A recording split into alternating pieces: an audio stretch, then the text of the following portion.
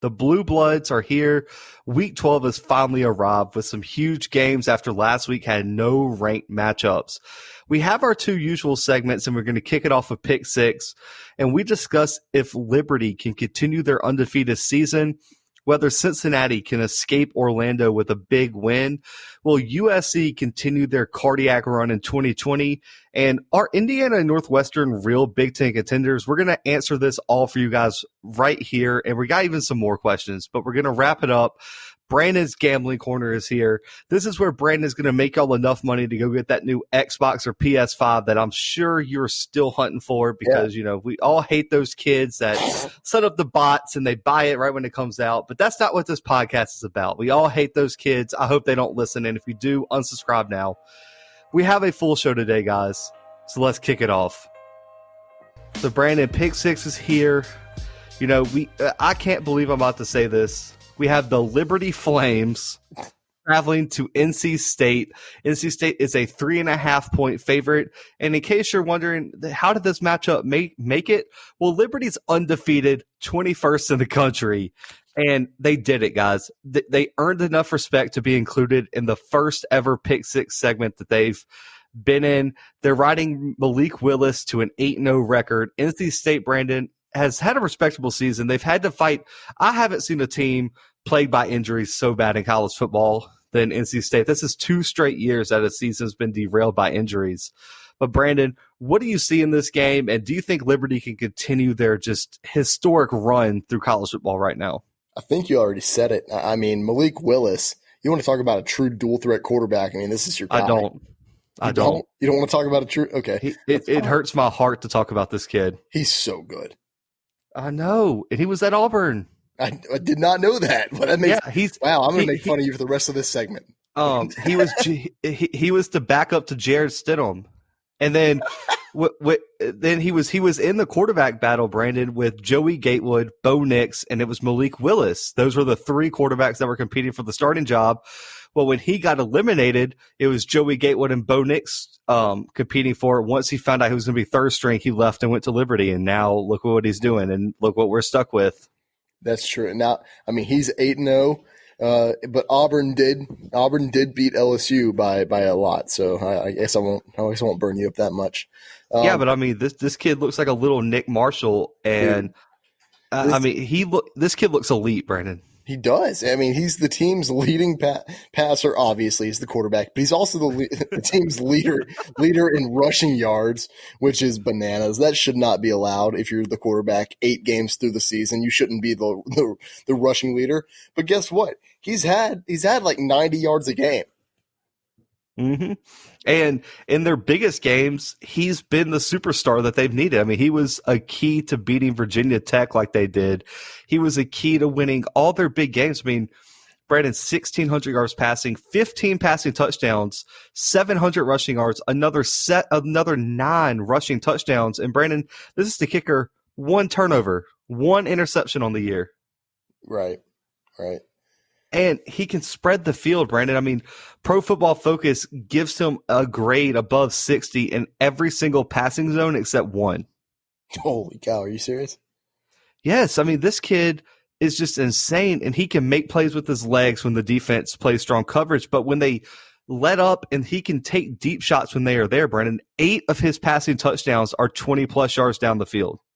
I mean, that's – look, you can't – I mean, and I know what some guys are thinking as soon as they look at him. They're like, hey, this guy, he's like a tuck-it-and-run kind of guy. He's really not. He's a really good pocket passer, and, Zach, you're proving that right now. Oh, yeah, and his adjusted completion percentage, just adjust for drops and tip balls and stuff like this, 78.8%. And under pressure, it gets higher, Brandon. When he's pressured, it goes to 84%. Yeah, that's I don't know what to say. That's elite. Yeah, of course. That is so elite, man. And he's just a dangerous threat against any defense. And you look on the other side of the ball, Brandon. NC State, what do you say? I don't think they're the best defense, to say the least. I mean, they're giving up over 33 points per game, over 450 yards per game, Brandon. And you know what? They've faced one true dual threat quarterback this year, Brandon. NC State has. It was De'Aaron King. He threw for 430 yards, 5 touchdowns, and ran for over 100 yards. Right. They haven't even played VT yet. I was about to say they had VT without. They did play VT. They lost to VT without Hendon Hooker. Exactly. So they didn't even face a true dual threat quarterback and got smacked. Yeah. And that's when Virginia Tech was missing, I think, 16 players to COVID. Okay. Well, the NC State, we got to have a talk. And, they were rolling once Devin Leary got rolling. They had that big win over Pitt. They were on the right track, and then Devin Leary gets hurt, and everything kind of falls apart there. Right. But I think Willis, he brings that De'Aaron King type athleticism, that explosion. It could be a long day for NC State if they let Willis get rolling. I know that we can break down every X's and O's, every positional matchup on the field. Nothing is going to matter if NC State doesn't stop Malik Willis. That's all this game comes down to, realistically. Yeah, no, you're absolutely right. And this is a team that's putting up 490 yards a game. And going up against this awful defense, this is just like the worst matchup possible for NC State. It's a bad one. And also, NC State has that thing in the back of their mind, like, okay, Liberty's already beaten Virginia Tech. Right. At Virginia Tech, and now they come in to face us? What I will say is that Virginia Tech has been like the only legitimate contender, like not even contender, like the only good team or decent team that Liberty's even played this year. Besides that, they have Western Carolina, Southern Miss, who they're a trash can. We all know that. Syracuse, ULM, who I think is literally ranked last in NCAA football. They're an independent team. They're an independent school. And so they have to kind of piece things together. And guess what? They're not BYU and they're not Notre Dame. Notre Dame joined the conference, obviously, for this season. But BYU can actually put together a season. They can put together a schedule. Who's going to schedule Liberty in this year? Apparently Syracuse and Virginia Tech, and they both got beat. Oh, yeah. It's not looking good for the ACC up against Liberty. You know what? Where is Liberty's in what? Virginia. Georgia? It's Virginia. Or Virginia? Okay. I knew it was one of the I knew it was like a southern-ish state, but how about Liberty to the ACC? Let's get some talent in the ACC. Hugh Freeze there is electric, and I think he's honestly the key to victory, Zach, because we all saw him coach from his hospital bed last year. So during this COVID-riddled season, that's exactly what they needed. Hey, I'm telling you, it's the good karma from that. That's a dedicated coach, bro. If you're in the hospital and you say, "Listen, we're going to take all this and we're going to put it in the press box," like that's a coach I want to play for, bro. Other than Joe Judge, where fighting offensive linemen, no, that didn't happen. This is the coach I want to play for. But for Liberty, man, aren't you also playing to maybe try to keep Hugh Freeze there? Isn't he the odds-on favorite to take over a South Carolina now that Will Muschamp's out? Yeah, I think so. So I think Malik Willis and the boys going to be on a mission. But, like I said, NC State, injuries all season. Devin Leary's out. Bailey Hockman, he's done a decent job at the QB1 position. He's thrown for over 1,000 yards, 8 touchdowns. But his accuracy and interceptions, man, 6 interceptions this season already, and he hasn't even played the whole season. And if he catches the turnover bug this weekend, Brandon, this game could be a beat down by Liberty. Yeah, it definitely has that kind of potential. And he is slowly but surely getting closer to that Jameis Winston ratio with 8 and 6. Well, he had it. If you remember, we covered the first game that he was going to start, and I forget who they were playing that we covered, but we were saying that it was a bad look for NC State, that he was going to come in and play. And they're going to have to run the ball, Brandon. Hockman's not going to win them the game. Good luck, because guess what? NC State's running back has fewer rushing yards than Liberty's quarterback. Malik Willis. Brandon, what about this Liberty defense, though? They're allowing 173 yards per game through the air and only about 130 yards rushing. They're good. What do you want me to say? Liberty's really good, I think. This is crazy. So, Brandon, if they beat 3 ACC teams, we got to give them a little bit of respect. I'm not saying put them in the top 10, but we got to say, okay, this is outrageous what Hugh Freeze is doing at Liberty. I think 9-0 deserves at least top 15, and they're ranked 21st. 1,000%. They're ranked 21 right now. That's ridiculous. They're behind 2 lost teams. It's insane. It's so disrespectful. It's bad. I mean, NC State, they're going to have to run for 150 to 175 to win this game. Zonovan Wright, he's going to have his best game yet. That's their leading rusher right now. But Brandon, I think we spent 10 minutes on Liberty and NC State. But listen, Liberty's underrated in my opinion. I've seen Malik Willis firsthand when I was going to Auburn. He plays some backup time. The kid is so good. Malik Willis introduces himself to the country in prime time at 6:30 in another huge upset for the Flames, Brandon. I have Liberty 41-31 over NC State. I like that. I think it's a little bit closer, though. I also have Liberty in this one. I know you don't want to hear that, but I have Liberty. I'm going to go with, I think, 38-35. I like that. Hey, that's the exact same score they beat Virginia Tech by, too. Yeah, the I'm hanging my hat on ACC that. beatdown continues. As a matter of fact, they've scored 38 in both of their ACC wins so far. So how about that? Yeah. There you go. But, Brandon, we're moving to the ACC now. I mean, yeah, the AAC, my bad. Cincinnati, number 7 in the country, traveling down to Orlando, Brandon, to face UCF. Oh, no. Your Black Knights, your team that you were so high on with Dylan Gabriel. Cincinnati is a 6-point favorite, which I feel is disrespectful to the Bearcats and what they've done this year. But, Brandon, what do you see happening down in Orlando this weekend? Well, before I say anything, I want to kind of give our listeners an inside look here. This is a great example of Zach stat padding right now because he knows I'm going to pick UCF. He knows I am, and we both know they're going to lose. And so now my record in pick 6 is just about to get way worse. So thanks, Zach. I thought I also had you at that Liberty game. I really close. did. You were close. But, I mean, Brandon, this is the matchup that everyone thought the AAC, this was going to determine who won the championship, I thought, you know. But with UCF's slip-ups, we're looking at UCF being eliminated if they lose this game. Oh, yeah. I mean, and it's crazy because this offense is so good. This is such a good offense. And everyone knows I love a good offense, and that's why I love UCF. The defense, on the other hand, not great. Garbage. Not great. Straight garbage is what we're talking about here. I mean, like you mentioned it, man, that's the only matchup that matters in this game, I think. Yeah. You know, you look at Dylan Gabriel and what this offense has been doing against this vaunted Cincinnati defense. It's just you look at what Gabriel's done, man. 2,700 yards passing, 23 touchdowns, and only 2 interceptions, Brandon. He's the second leader in passing yards and passing touchdowns right now in the country out of everybody. It doesn't even make sense, man. And you have an offense averaging 600 total yards of offense and 400 through the air, and you lost to Tulsa, scoring 26 points. Well, Tulsa might be good. We don't know.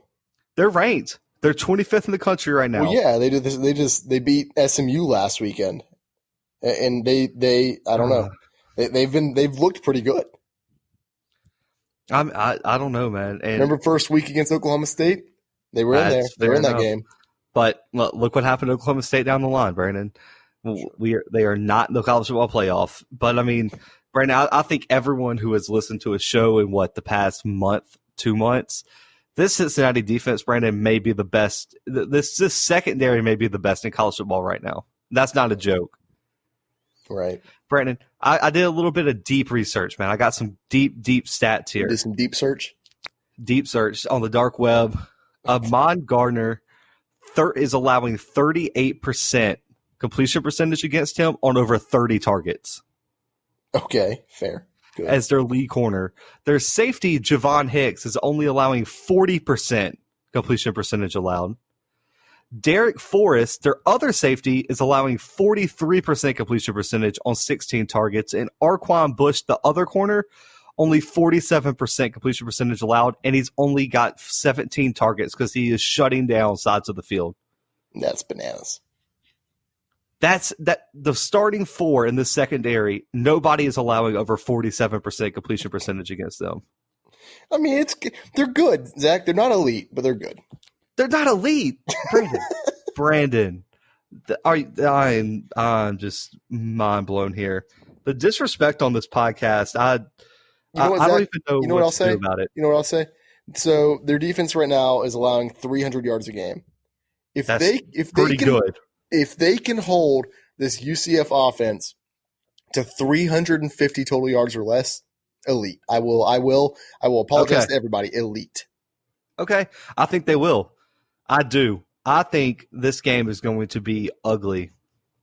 Do you? You really think they can shut down this UCF offense? Yes, they shut down Memphis, they shut down SMU, and now they're going to shut down UCF. No. You want to know why? Because this defense feeds off of big leads, and I have absolutely zero faith in this UCF defense and stopping Desmond Ridder in this offense. Zach, you're telling me they're going to go into Orlando, into Camping World Stadium, into the bounce house, and they're going to take out the UCF. No, they're not going to take out UCF. They're taking out UCF. Okay. I mean, no. And because the bounce house will be closed because there's COVID. No, it's going to be packed because Florida has no restrictions. Didn't 4 states this week shut back down? Yeah, Florida's just pack it out. Pack it out. New York is on COVID part 2. Yeah. Oh God, Florida. Florida's like that pimple that just won't go away. But man, this defense is allowing over 440 yards per game, 28 points per game, and allowing almost 200 yards rushing per game and 250 through the air. And they have Desmond Ridder coming in, playing the best football of his career. Okay, I will give him some credit. He is playing out of his mind. And now Jerome Ford, the Alabama transfer, exploded on the scene the past 2 weeks. Right. And they have multiple wide receivers that can make an impact. I mean, Ridder has had 23 total touchdowns this year, Brandon. Yeah. And that's with him sucking the first 5. Okay. He can do it through the air, Brandon. He could do it on the ground. He's the unquestioned leader. And do you have one bit of faith that UCF can stop Cincinnati from scoring on a drive? No, not at all. So, I mean, if you're thinking UCF's going to win, it better be a 75 to 74 game. Well, yeah, take the over if you're betting on this game. With the over 60. Oh, my God, the over is only 63.5. That lock of the week. Lock of the week. That crushed that over. I locked this one in. I locked in my last lock of the week on you can lock Thursday. this in. Locking it in. Texting Zach with my bet right now. Listen, if UCF can't force turnovers and they allow Cincinnati to gain an early lead, this game's going to go off the rails. I think the Bearcats make a huge statement down in Orlando. The Knights defense is going to have no answer. Brandon, I have Cincinnati 56, UCF 21. Oh, get out of 21. Okay. 21. No, nope. I'm going with UCF. What UCF? I'm running the numbers through my head. 61 to let's go with Cincinnati 56. There is listen. Listen.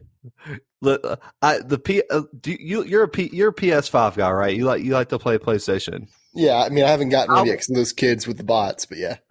I will buy you a PS5 if UCF scores over 60. Okay.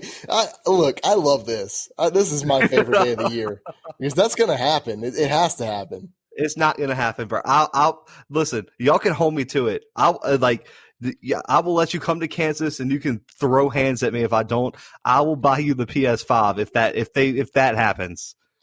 I'm just saying this could be the week.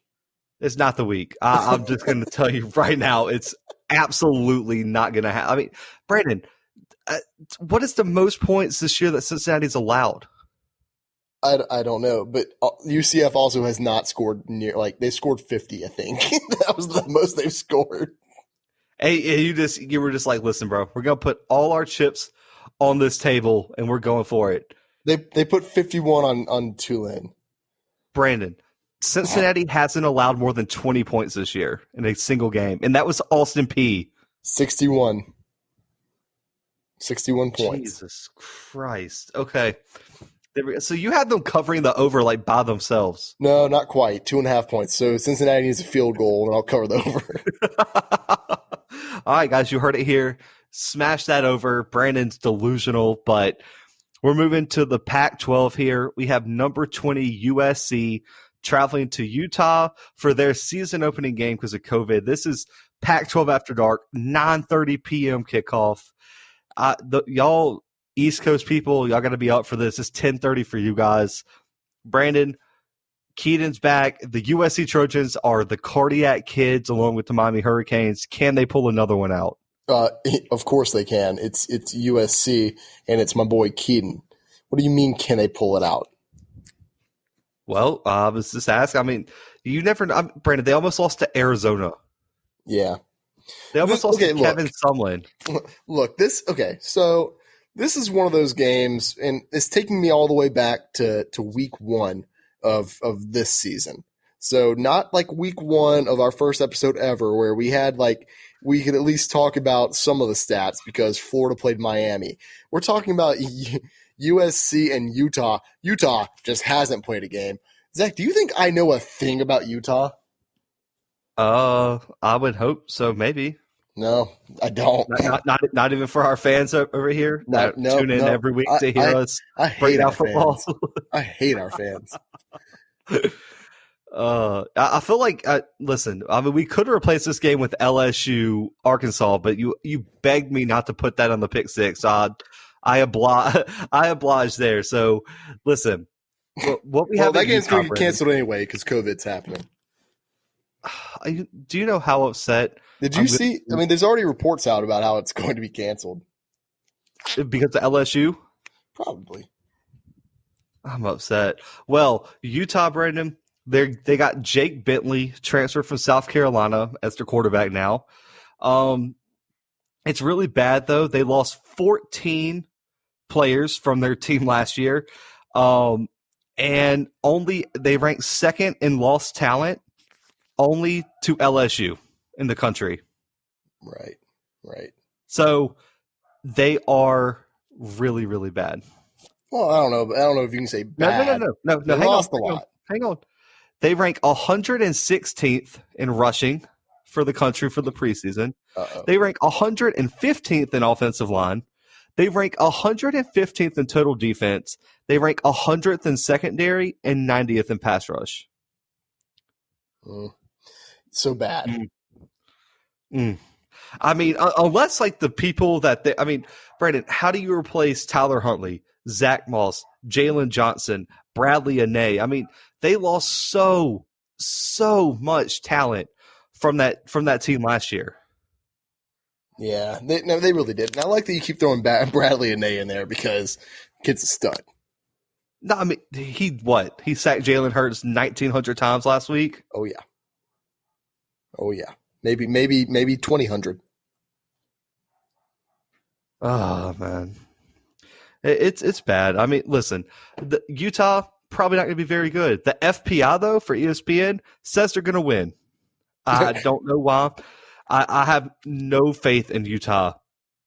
Yeah, I don't either. No faith. Not at all. I mean, Brandon, I think Keaton Slovis is going to eat.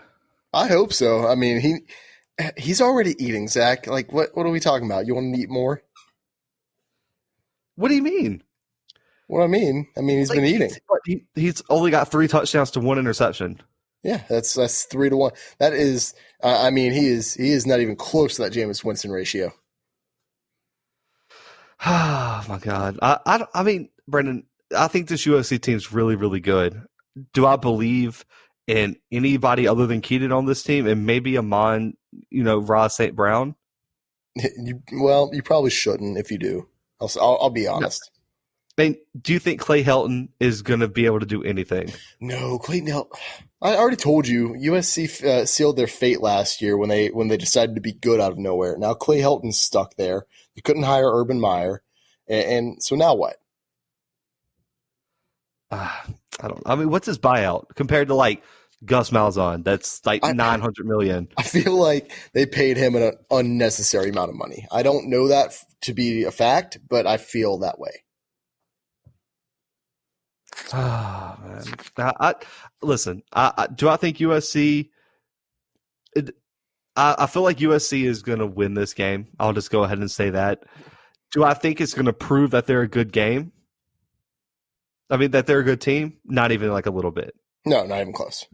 I mean, Clay Helton, it has upset me beyond belief. I mean, USC should not be as close to. I mean, Brandon, they almost lost to Arizona. They needed a last-second touchdown to beat Kevin Sumlin in Arizona.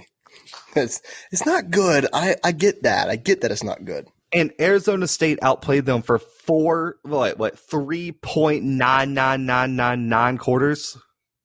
Probably. That's a lot of points, but yeah. I mean, they outplayed them to the very, very end of that game.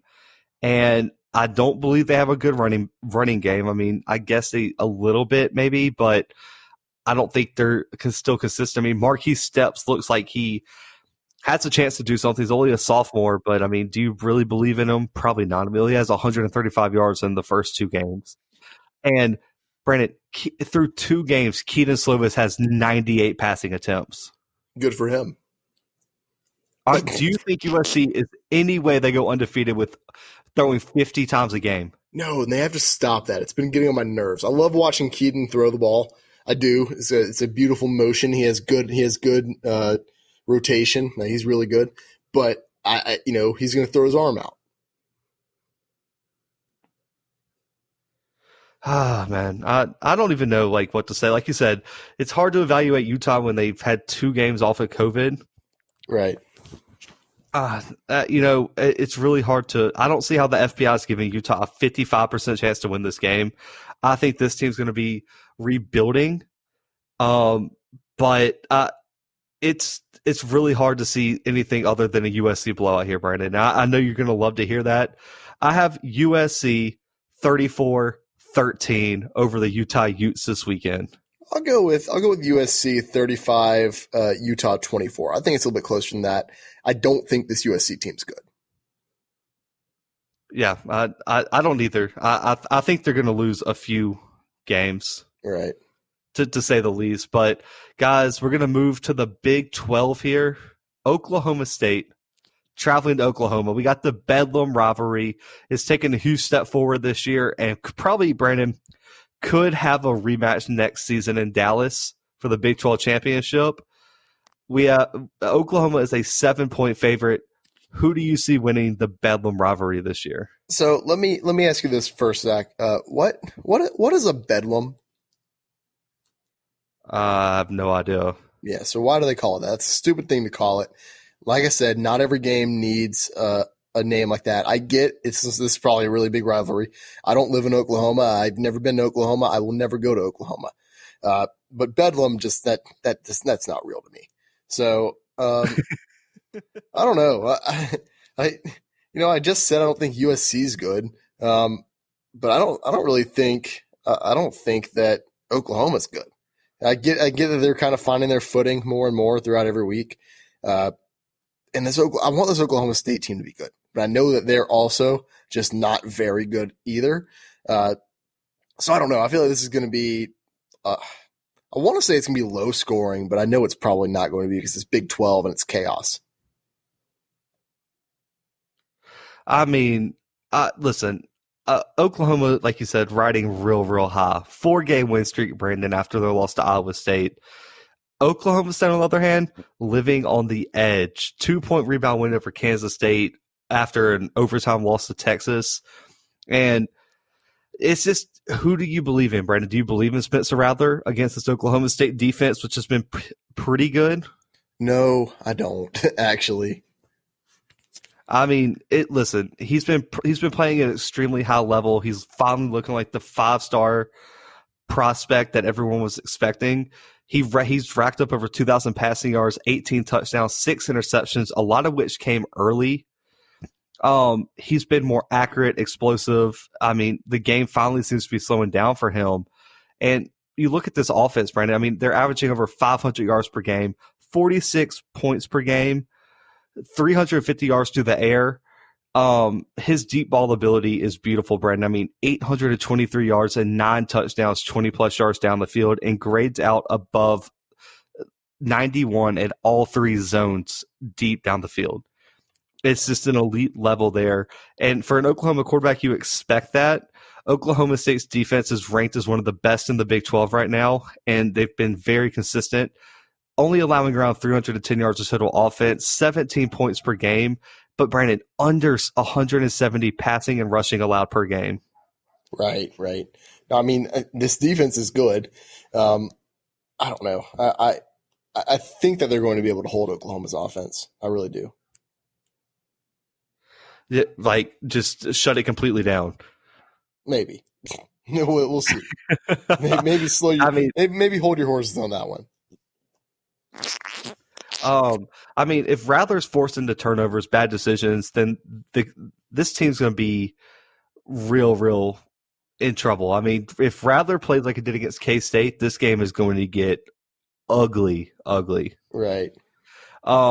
If Rattler's rolling, then the Sooners could run away here. But you look at this, Brandon. This is the big key for me: is Iowa State, Kansas State, were the teams that beat Oklahoma. They both used the exact same strategy, which I think Oklahoma State could easily replicate.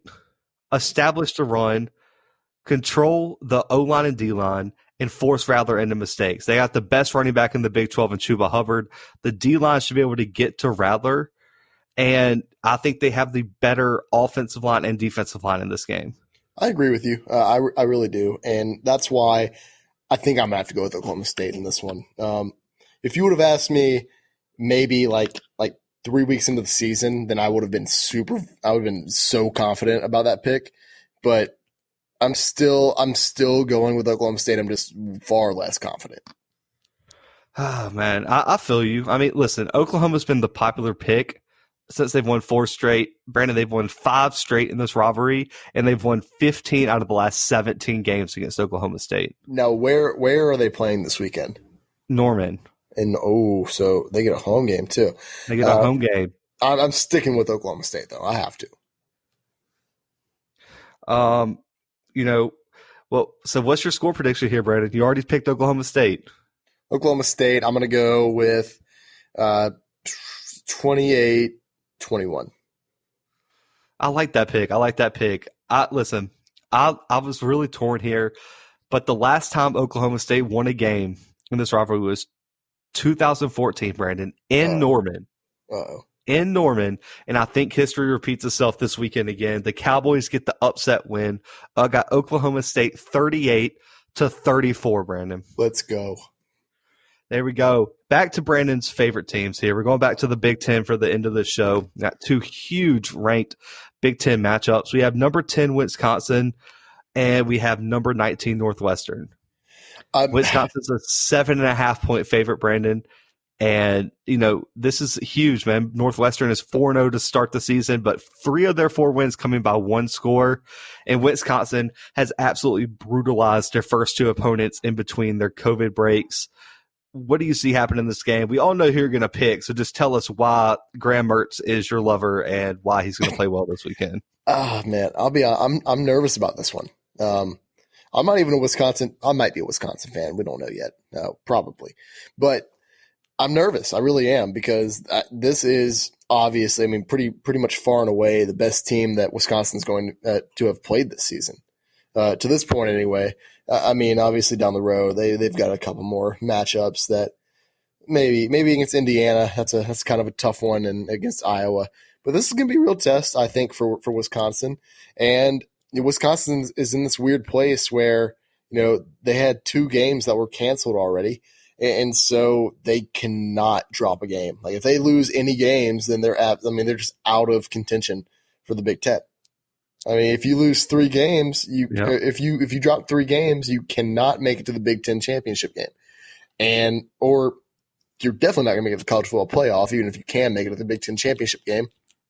So they've got to win out, and this is going to be a tough one, because I think Northwestern's actually good. I know I said I didn't call them frauds. I was very close to calling them frauds last week. I don't think they're frauds.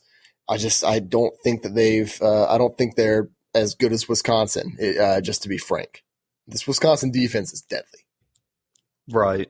I mean, it really is. And Brandon, really both these teams' defenses, I think this is one of the best defensive matchups of the weekend. You look at Wisconsin, Brandon, only allowed 18 total points this season so far. Right. I mean, 9 points a game, elite level production there. I mean, they're allowing about 200 yards per game total, Brandon, and under 100 rushing yards. Yeah, absolutely. Just insane. And then on the flip side, Brandon, you got Northwestern allowing only 14 points per game, which is really a dominant thing through 4 games. And they're only allowing 300 yards per game total, which includes under 100 yards rushing per game. So they're like in the same boat. It's just Northwestern's played more games. Which defense will be able to impose their will, Brandon? That's a huge question. Shutting down the run game, forcing these quarterbacks to win the game is extremely important, because the quarterback matchup for me, Brandon, is also interesting. You got Graham Mertz, potential future Heisman winner one day, and then another one in Peyton Ramsey that's really getting not much respect, I feel like, for a quarterback on an undefeated team. He's not, and no one's talking about him because he's Northwestern's quarterback. Yeah, but I think I'm really, really interested to see how Peyton Ramsey lives up to the moment, because I think Graham Mertz is going to deliver. I mean, he's been spectacular in his first 2 games. He's still got to play really, really well this season. I mean, this game, 74% completion percentage, 7 passing touchdowns already, and the biggest stat, Brandon, for me for Mertz is 0 turnovers. Yeah, no, I mean that's big. 7 touchdowns, no interceptions. That's huge. Yeah, I mean it's not. It doesn't even make sense, really, to me, how he's that good. And listen, if Northwestern can't force him into turnovers, Wisconsin's running away with this game. Northwestern's going to have a turnover or 2 to get into good position and get up on Wisconsin if they expect to win. Not only are they going to have to cause turnovers, they're going to have to cause incomplete passes. He has 9 incompletions through 2 games. That's real tough. Listen, that's real tough. And, you look at Peyton Ramsey, Brandon, 723 yards passing, 6 touchdowns, but interceptions are a huge problem, and it's something to watch, because if Ramsey turns the ball over, this game's getting out of hand. It'll be over by second quarter. You could turn off the game. Yeah. No need to watch it. I mean, he's a game manager type quarterback, but he can't just game manage this weekend. He's going to have to make plays. And whichever quarterback is able to elevate their level in this big game is going to put their team in the best position to win. And, I usually pick certain players to be X factors, Brandon, but I'm going to pick a unit. Okay. To be my X factor for the first time. The Wisconsin rushing attack is going to be my X factor in this game.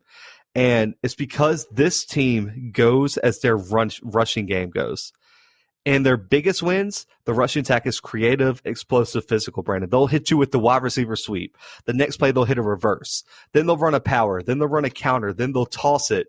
I mean, they are so diverse in their play calling when this offense is running. And it keeps the defense off balance. And they attack every level of the defense with that when everything's clicking. And if they can do that, this game's going to be a blowout. Oh, absolutely. Anytime you see Wisconsin blowing someone out, it's because that run game is just clicking. Nakia Watson, again, is going to have to introduce himself to the country this weekend. If the Badgers expect to escape this game with a win, I think Watson showed last week that he has the ability to be an every down back, but I need to see him take that next step, Brandon. I need him to take that Jonathan Taylor type step to be a consistent Wisconsin running back. The bar is set really high, and that's what I think every running back who commits to Wisconsin understands that. Yeah, I mean, you have to. It's a culture there. For sure. I mean, and listen, nobody would have thought this would be an undefeated matchup that could determine the Big Ten. I am still mind blown about this. It's a top 20 matchup too. Yeah, I mean, 2020 has brought the unexpected in many ways, but I think Wisconsin's defense, Brandon, is going to be the difference. I believe in Graham Mertz more than I do Peyton Ramsey, and the Badgers escape Ryan Field with a win. Wisconsin 31, Northwestern 17 this weekend. Now, see, I'm going to be very conscientious of the under in this game, because the under has to hit. It's at 44, which is a dangerous line. That's a very dangerous line for me. but I'm gonna ride with the under. I'm gonna go 24-17 Badgers. I like it. Last matchup of pick six here. We got number 9 Indiana, number 3 Ohio State. Another game that no one thought would be a top 10 matchup in the world. But for some reason, guys, Indiana's getting no respect here. They're number 9 in the country, but they are a 20.5-point underdog, Brandon, to Ohio State. Is there any way the Hoosiers, go back to their basketball roots and just take it all the way this weekend? Well, I think I'm going to have to go ahead and lock in another line right here because 20.5 is ridiculous. I don't think there's a chance in the world that Ohio State – first of all, I don't think there's a chance in the world that Ohio State wins by 3 touchdowns. Second, Indiana's 4-0 at the spread. So take that as you will. I'm going to go ahead and lock this one in too. This is my second lock of the week. Indiana plus 20.5. With that said, they're not going to win. No, not at all. Not at all. There's no way you're picking Indiana. No. You could give Indiana a 10-point head start, and I'd still choose Ohio State. Really? Yeah. That is tough. Yeah. That is real tough. I mean, listen, I think this game's gonna be closer than a lot of people think. Yeah. I mean, I think so too. If the line's at 20.5, Brandon, the money line for Indiana is plus 800. Maybe sprinkle a little bit on that if you're feeling risky. Hey, listen, if you need a PS5, you just need to root for chaos. Yeah, all you got to do is put the cheapest one's $3.99. Put $50 on it. If they win, they win. If you lose, you're out $50. I mean, that sucks, but you got to have investments if you're going to succeed in this world. I like it. I mean, Brandon, the quarterback matchup I think is arguably the best of the weekend. Shockingly, yeah. I mean, Michael Penix Jr., man, over 1,000 yards passing already, 9 touchdowns, only 3 interceptions.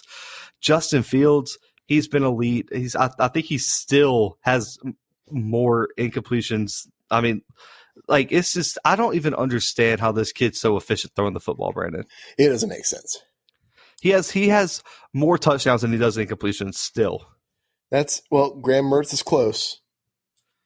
It's just outrageous how good Justin Fields is. I mean, that's still, on the offseason, we're going to have to break it down. That's Georgia's biggest mess up in the history of the program there, letting Justin Fields go. And now they don't have any quarterbacks, apparently, because apparently JT Daniels is the worst quarterback in this world. If he can't start over, I think he secretly has COVID or something. They just don't want to say.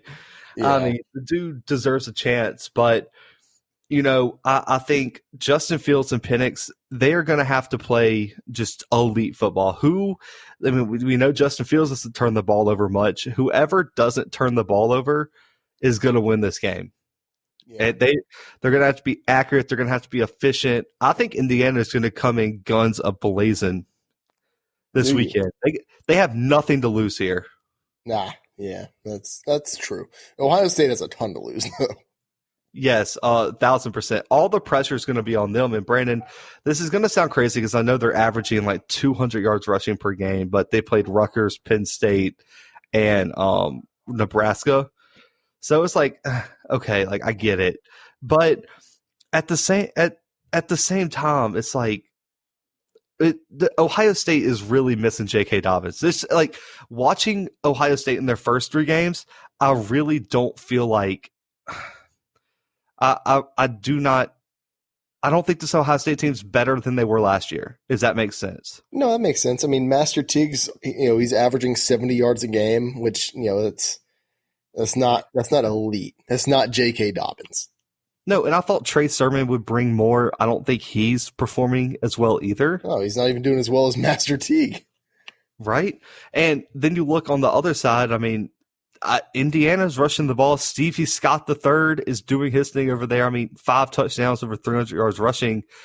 My biggest thing, though, man, is can Indiana stop this passing attack? If they can slow down this passing attack, Indiana's probably going to win this game, Brandon. You really think so? Yes. If they can stop – if they slow down Justin Fields, why couldn't they win this game? Because I don't trust Master Teague or Trey Sermon to run the ball. That's true. But you're saying that like it's so simple to just slow down Justin Fields. Well, I'm not saying it's simple. I'm just saying like that's the key to the game for them. Right. Like, yes, are they going to shut down Justin Fields? Probably not. I don't think many people could. I don't think there might be a defense in the country that could. Right. But if you make Ohio State have to run the ball, you have a much better chance of beating them than if Justin Fields is throwing for 400 yards. Yeah, that's true. And another thing, I don't think this defense is very good right now for Ohio State. They're definitely not as good as last year. No, I don't think they have a true pass rusher. I don't think their linebackers are very strong. I don't think, and they're really, really missing. I mean, they've had a boatload of DBs go first round, the past 2 years? Yeah, that's true. I mean, they've had top 3 picks multiple years. I don't know what to really expect because, like, you look at the schedule. I mean, for both these teams, I mean, is Nebraska, Penn State, or Rutgers good? Debatable. No. I mean, especially Nebraska without Luke McCaffrey starting at quarterback. I know, yeah. And what about Michigan State, Michigan? Not good either. Very debatable. Not great teams. Yeah, not great teams at all. So, like, it's just like, how good are these teams really? And then it's like every single time we hate on Indiana, we're like, okay, they're not very good. It's like they I mean, last weekend against Michigan State, they shut them out, Brandon. Right. 24-0 on the road. Yeah. It's an absolute elite turnaround for Indiana. I mean, I don't think Indiana is getting enough credit at all for what they're doing this season. They're not, but I don't know. It's such a weird season. That's the thing. I don't think people are giving them the credit they deserve. No, but you know, I'm also kind of like my dumb brain's tricking me into thinking that they don't deserve that much credit either. Hey, fair enough. So, Brandon, who's your pick for the biggest game of the weekend at 11 a.m. on Fox, which still pisses me off, but here we are, 11 a.m., wake up early, 3 versus 9 in Ohio Stadium in Columbus. Brandon, who are you taking? I'm going with Ohio State, but I think that it's. I mean, like I said, take the plus 20.5 on Indiana. Ohio State wins this one. Let's go. The over/under 66, by the way, which I get it because both of these teams are scoring like insane amount of points, but I don't think they hit that. I think this is an under game. It's 11 a.m. It's the Big Ten. This is if I've ever seen a Big Ten game go under, this is probably the one. Let's go with 35-24 Ohio State. I like it. So, Brandon, just off the top of your head, I'm going to quiz you here a little bit, so I hope you studied. I didn't. When is the last time Indiana beat Ohio State? Oh, I don't. Like 1949. He said 1949. It's been a while. 9. Oh, God, dude, I'm crying. Listen, this is how long it's been. 1988. Well, close. That's the same year to me. Do you want to know what has happened sooner than the last time Indiana has beaten Ohio State? Not the Berlin Wall. The Berlin Wall. Well, no, the Berlin Wall came down that year. Oh, okay. There you go. Well, that's not what I was saying. They tied. Oh. They tied in 1990, 27-27. You can tie. These two teams have tied before Indiana, like more recently than Indiana's won this game. That's why. And they beat them twice, Brandon, 1987 to 1988. That's the only streak in this rivalry that Indiana's like ever had since the 1900s. Right. Like the early, like 1903 to 1905 type stuff. That's wild. But Brandon, a 24-game win streak against Ohio State comes to an end this weekend for the Buckeyes. I'm going Indiana 38-35 over the Buckeyes this weekend. There's going to be no fans in the Horseshoe. It's going to be an early game. I think Indiana's got all the momentum in the world.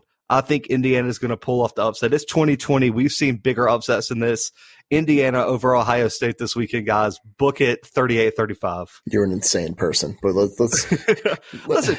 Why are you even mad? Because if I'm wrong, you just get to like go up one game on pick 6. Well, because you know what's going to happen now is that Indiana's going to win. I don't know how you pull these things off, and how you pull these strings, but you do.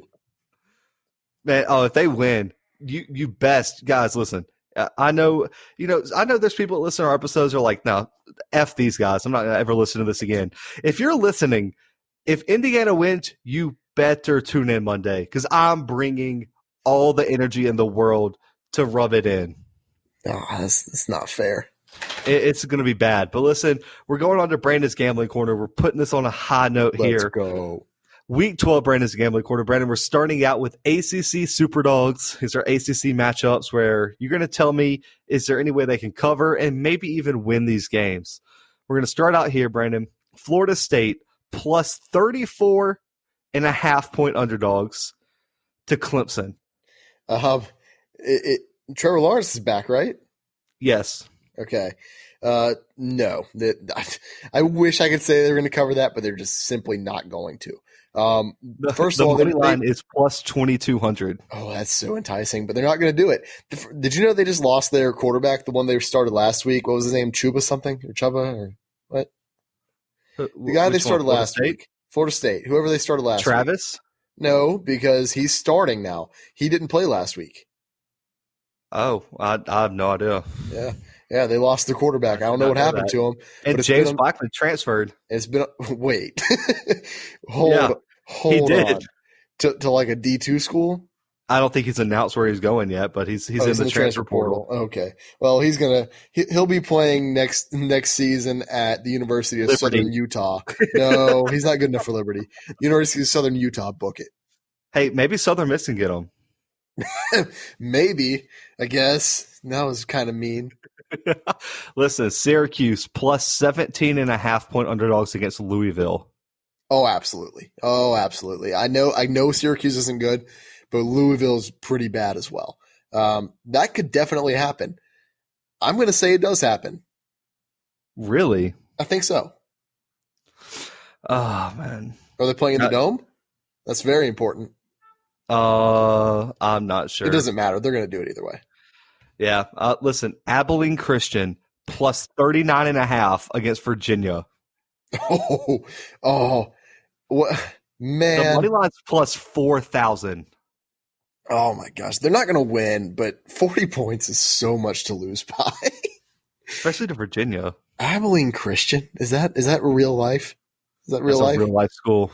Well, I think they have to cover that. Anytime you give me a 39.5 point line, I'm taking it. Brandon, there's some over-unders that weren't even that. Really? Like Big Ten at 11 a.m.? Well, you remember the Army Air Force game we did like 2 weeks ago? The over-under was like 36. Yeah, that's true. I think I took the under. Yeah, but, man, we can get to Big Ten money lines. You got to pick the underdog here, Brendan, or not. We got Michigan State plus 198 over Maryland. Oh, give it to me. Give it to me. I like it. Illinois plus 470 over Nebraska. Luke McCaffrey is starting. Oh, no. Take whatever Nebraska's favored by. It does not matter. And plus, Illinois just might be the worst Power 5 team in the country this year. Oh, Kansas is disrespected by that. So now we got Penn State plus 112 over Iowa. Nope, not going to happen. Not happening. Dang. I don't care. I don't even care if this one's in Ames. I don't care. Wow. Okay, so we're moving to Pac-12. I named this Pac-12 after dark or before noon, depending on whoever's playing.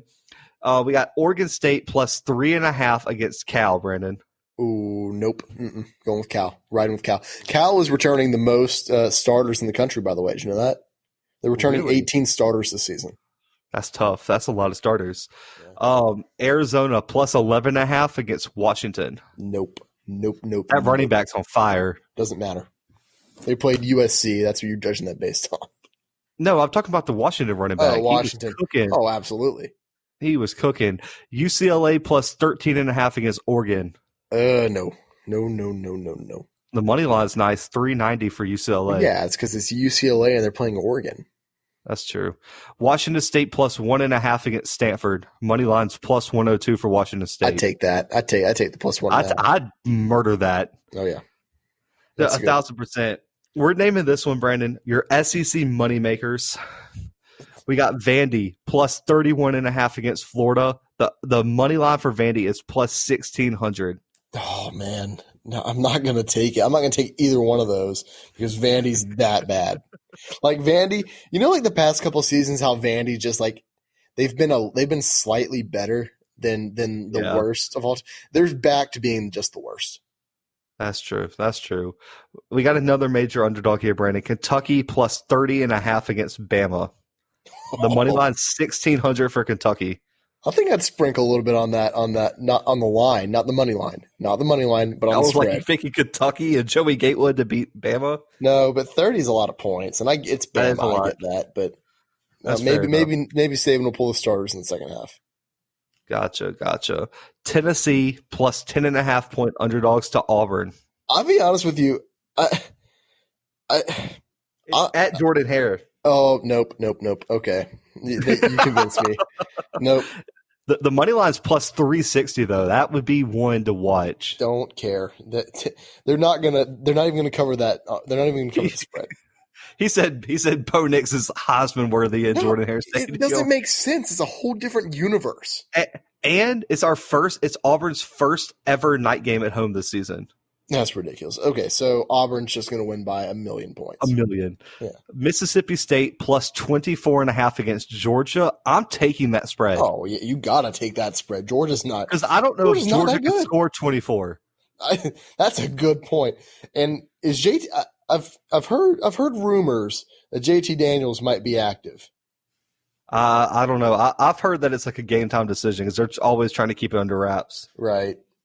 I'm still. The money line's plus 1,500 though. I think you gotta sprinkle a little on the money line because Mike Leach might pull something out. You never know with him. He always does. It's always these BS like no one's paying attention games. Yeah, I'm taking that spread for sure though. Oh yeah, 1,000%. We got South Carolina plus 6.5 against Missouri. I don't think there's any way. No, Missouri's actually kind of good. And South Carolina lost Muschamp, and they had 6 players leave after the firing, including J.C. Horn and a bunch of other defensive players. Right. Yeah, no, I'm taking Missouri. Brandon's favorite segment now, over-unders. Syracuse, Louisville, Brandon, 56.5. Oh, 56.5. That's kind of a lot of points. I'm going to go with under. I like it. Purdue, Minnesota, 63.5. Way under. Bro, right? Especially if Rondell Moore can't play, and then you got Minnesota might not be able to score at all. Right. That's bad. Clemson, Florida State, 65.5. Over. Ooh. You had to hit the Clemson overs. Yeah. Dude, they are a 40-point favorite. That's true. Okay. That's true. Florida, Vandy, 67.5. 67.5. I'll go with under. Bro, Kyle Trask might throw 67 touchdowns by himself. Wait, I thought you just said Bama. No, Florida, Vandy. Oh, over. Over, yep. Army, Georgia Southern, 41.5. Under. That's hilarious. Under. Iowa, Penn State, 47.5. Also under. Ooh. Kansas State, Iowa State, 46.5. Over. Tennessee, Auburn, 50.5. Oh, that one hurts. This is inserting my head because that's a really good line, isn't it? I like it. It's a really good over under. Over. Just because I want to see close. I want to see points. Mississippi State, Georgia, 44.5. That's a tough one. I'm going to go with over. I think Mississippi State can score. Yeah, I don't know. That's a tough one because it might be like a 13-0 game. That's true. You convinced me under. Yeah, because remember they beat Kentucky 14-3 like 2 weeks ago. Right. UCLA, Oregon, 66.5. Over. Pac-12 over. I like it. Always. I like it. Washington State, Stanford, over 64.5. I'm assuming. Oh my God, over. He says, smash it. Brandon's Heart segment. Southern Miss does not play this weekend. Good, thank God.